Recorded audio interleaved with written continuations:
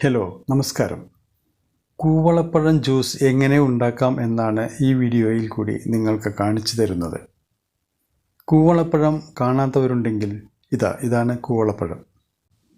ഇംഗ്ലീഷിൽ ഇതിന് wood apple, elephant apple, monkey fruits എന്നൊക്കെ പേരുണ്ട്.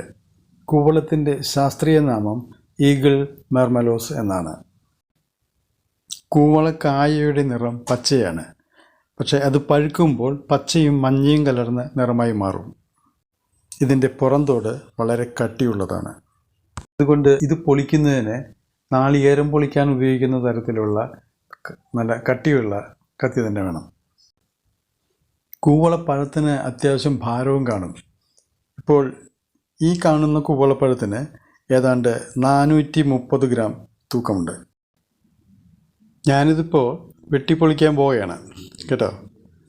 ഏകദേശം നല്ല കനമുള്ളൊരു വെട്ടുകത്തി തന്നെയാണ് ഉപയോഗിക്കുന്നത്. അതായത് നമ്മൾ നാളികേരം പൊളിക്കുന്ന തരത്തിലുള്ളൊരു വെട്ടുകത്തി. അത്രയും കനം വേണം.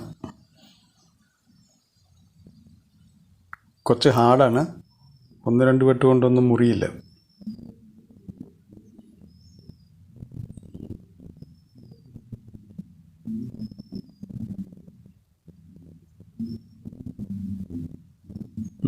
ശരിയായി.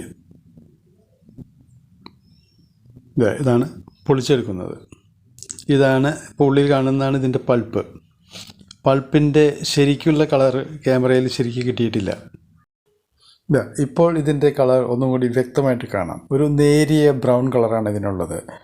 മധ്യഭാഗത്തിന് ചുറ്റും കാണുന്നത് ഇതിൻ്റെ വിത്തുകളാണ്.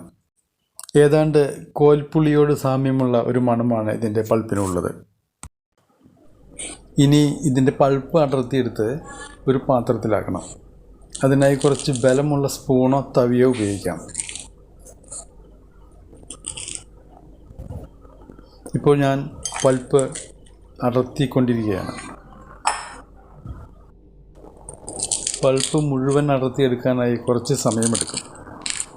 അത്രയും സമയത്തിനുള്ളിൽ കൂവള വൃക്ഷങ്ങൾ ഏതൊക്കെ നാട്ടിലാണ് കണ്ടുവരാറുള്ളതെന്നും കൂവളപ്പഴത്തിൻ്റെ ജ്യൂസിൽ അടങ്ങിയിരിക്കുന്ന പോഷക ഗുണങ്ങൾ എന്തൊക്കെയാണെന്നും കൂടി ഒന്ന് വിവരിക്കാം. ഉഷ്ണമേഖല പ്രദേശങ്ങളായ ഇന്ത്യൻ ഉപഭൂഖണ്ഡത്തിലും തെക്ക് കിഴക്ക് ഏഷ്യയിലുമാണ് കൂവളവൃക്ഷങ്ങൾ ഉള്ളത്. കൂവളപ്പഴത്തിൽ ധാരാളം വിറ്റാമിൻ സിയും ധാരാളം ഫൈബറും അടങ്ങിയിട്ടുണ്ട്.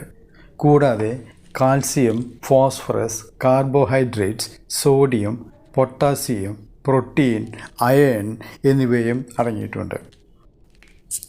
ദഹനത്തിനും ചർമ്മപരിപാലനത്തിനും പ്രതിരോധ ശക്തി വർദ്ധിപ്പിക്കാനും എല്ലാം കൂവളപ്പഴത്തിൻ്റെ ജ്യൂസ് വളരെ നല്ല ഔഷധമാണ്. കുറച്ച് കൂവളപ്പഴത്തിൻ്റെ ജ്യൂസ് ചൂടുവെള്ളത്തിൽ ചേർത്ത് കഴിച്ചാൽ രക്തശുദ്ധീകരണത്തിനും ശരീരത്തിലെ വിഷാംശങ്ങൾ ഇല്ലാതാക്കാനും നല്ലതാണ്. 100 ഗ്രാം കൂവളപ്പഴത്തിൽ നിന്ന് 120 ജൗൾ കലോറി ലഭിക്കുമത്രേ. ഈ പഴത്തിൽ ഗ്ലിസിമിക് ഇൻഡെക്സ് കുറവായതിനാൽ ഇതിൻ്റെ ജ്യൂസ് പ്രമേഹ രോഗികൾക്കും നല്ലതാണ്. ഈ ഒരു പഴത്തിൽ നിന്ന് ഈ പാത്രത്തിൽ കാണുന്നത്രയും പൾപ്പ് എനിക്ക് കിട്ടിയിട്ടുണ്ട്.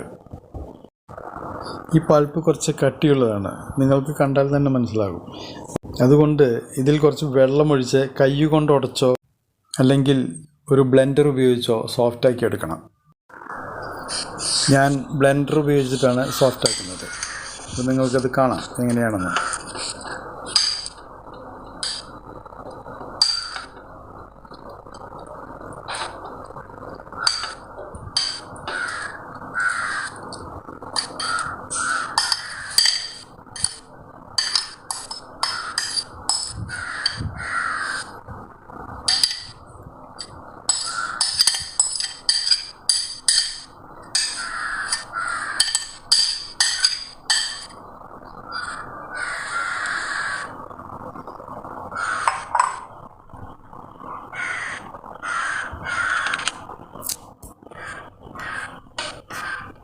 ആവശ്യത്തിനനുസരിച്ച് 2-3 കപ്പ് വെള്ളം കൂടി ചേർക്കുക.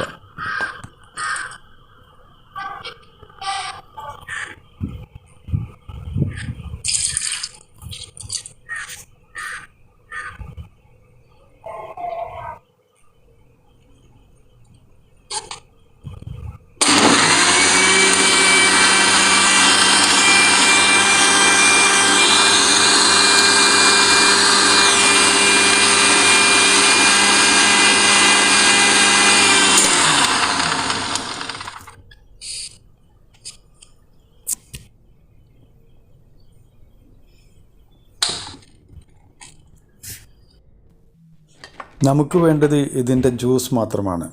അതുകൊണ്ട് ഒരു അരിപ്പ ഉപയോഗിച്ച് ജ്യൂസ് അരിച്ചെടുക്കണം.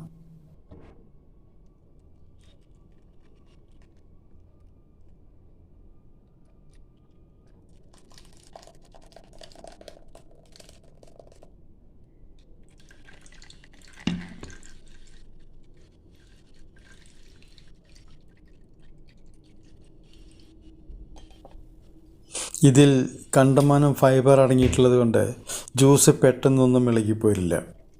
അതുകൊണ്ട് ഒരു സ്പൂൺ എടുത്ത് ഇളക്കി കൊടുക്കുകയും ചെറുതായി പ്രസ് ചെയ്ത് കൊടുക്കുകയും വേണം. ഇത്രയും ജ്യൂസ് എനിക്ക് ഈ ഒരു കൂവളപ്പഴത്തിൽ നിന്നും കിട്ടിയിട്ടുണ്ട്. കൂവളപ്പഴത്തിന് കുറച്ച് കയ്പും ചവർപ്പും ചേർന്ന ടേസ്റ്റാണ്. അങ്ങനെയുള്ളൊരു ടേസ്റ്റ് എല്ലാവർക്കും ഇഷ്ടപ്പെടണമെന്നില്ല. അതുകൊണ്ട് ഓരോരുത്തരുടെയും രുചിക്കനുസരിച്ച് തേനോ ശർക്കരയോ നാരങ്ങ നീരോ ടാങ്കോ മുതലായ ഫ്ലേവറുകളോ ഒക്കെ ഉപയോഗിച്ച് ഒന്നുകൂടി ബ്ലെൻഡറിലിട്ട് മിക്സ് ചെയ്തെടുക്കണം. ചെറിയ എരിവിന് വേണ്ടി പെപ്പർ പൗഡർ, ഇഞ്ചി മുതലായവയും ചേർക്കാം. ഏലക്കായ, ജീരകപ്പൊടി എന്നിവയൊക്കെ ഓരോരുത്തരുടെയും ടേസ്റ്റ് അനുസരിച്ച് ചേർക്കാം. എനിക്ക് കയ്പ് രുചി പ്രശ്നമല്ലാത്തതിനാൽ ശർക്കരയും തേനും ജീരകപ്പൊടിയും ഇഞ്ചിയും പച്ചമുളകും ഏലക്കായും മാത്രമാണ് ചേർത്തിരിക്കുന്നത്. പുളി രുചിക്ക് വേണ്ടി ഒന്നും തന്നെ ചേർത്തിട്ടില്ല. ഇതെല്ലാം കൂടി ബ്ലെൻഡറിലിട്ട് ഒന്നുകൂടി നന്നായി മിക്സ് ചെയ്തെടുക്കും.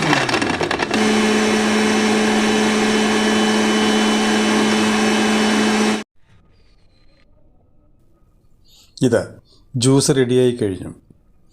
ഇത് റെഫ്രിജറേറ്ററിൽ വെച്ച് തണുപ്പിച്ച് കഴിക്കുന്നതാണ് കൂടുതൽ രുചികരം. വളരെ ഔഷധമൂല്യമുള്ള ഒന്നാണ് കൂവളപ്പഴം. അതുകൊണ്ട് കൂവളപ്പഴം കിട്ടുന്നവർ വെറുതെ കളയാതിരിക്കുക.